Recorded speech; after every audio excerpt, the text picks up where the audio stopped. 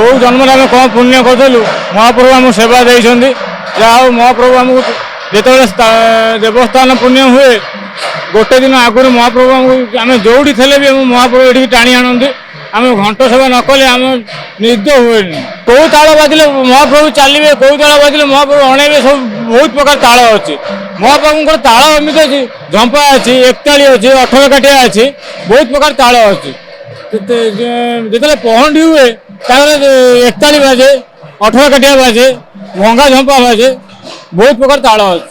आम गाँव में दौड़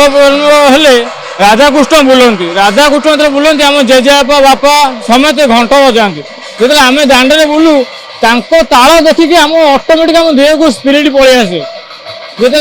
से घंट ताले तले आम सांगे बुली बुली आम अभ्यास तापर देवस्थान पूर्णिमा थाए आमर गोटे रेलसेल हुए जब गोटे नुआ ताल बाहर